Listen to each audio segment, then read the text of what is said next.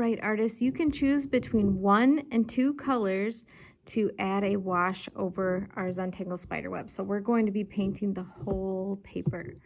So think about which 2 colors you might want to choose, or 1 color, and then you may begin.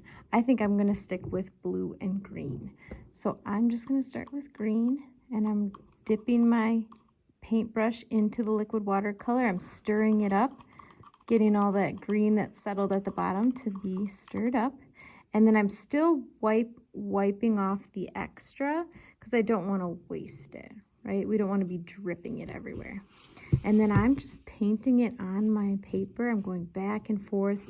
Look how I'm evenly coating it. I am painting on my placemat because I'm going off of the edges. I want to get all of those white spots. This is not our best effort, right? We need to keep going back. You can get your brush wet in your water cup, dip, dip, wipe, and you can even just spread that green around that you already have on your paper, right? So go all the way to the edges, get the bottom, get the corners. I want you to ask the person next to you, like, hey, did I miss any spots? Can you see any white spots? We got to get them all.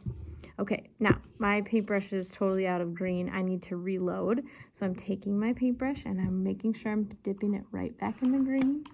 And I'm wiping off the extra. And then I'm going again. I'm just painting over my whole project, up and down, all the way off the edge. That's why there's a placemat there. That's okay. And I can get some water on my brush. Dip, dip, wipe, wipe. And I can spread this green around some more. Ooh, it's looking pretty good. All right, now you figure out what strategy you want to do. Maybe I want to switch colors now and switch to a different color so it can be like half and half. Or maybe I want to keep going with the green and then add some splotches of blue. I think I want to go with that route. So I need to get more green on my brush. Wipe off the extra. Continue with this. We call it a wash when you're going over the whole paper. Getting some extra water. Spreading this around.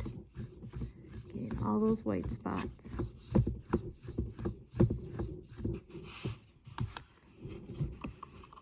And then I'm kind of thinking to myself, where do I want to put those splotches of blue? If I do want to add some blue, I could just stick with green and change your mind. But we'll talk about which colors will blend well together. Okay, that's looking pretty good. Now this is where I would ask my neighbor, hey neighbor, do you see any white spots I missed? Pay special close attention around the edges.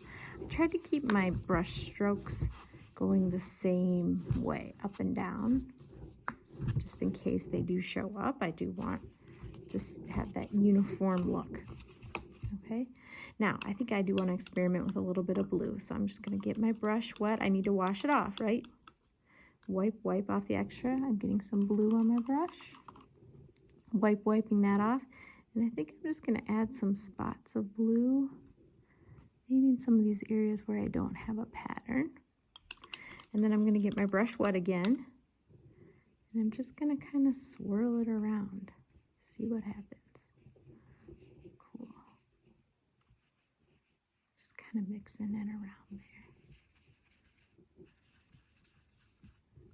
That's sort of interesting. Sometimes your experiments will work out, and sometimes they won't.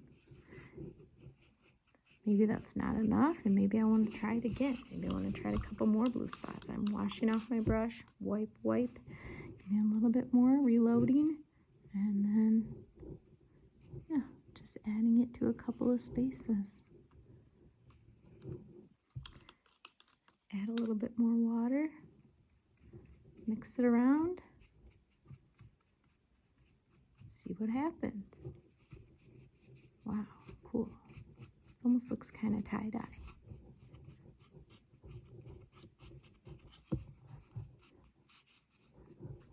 All right. We do want to blend those colors, and we don't want to leave any like big blue splotches. Okay. All right. Once my whole paper is covered, I'm asking my neighbor, hey neighbor, did I miss anything? Then you can raise your hand and show it to me. Have fun.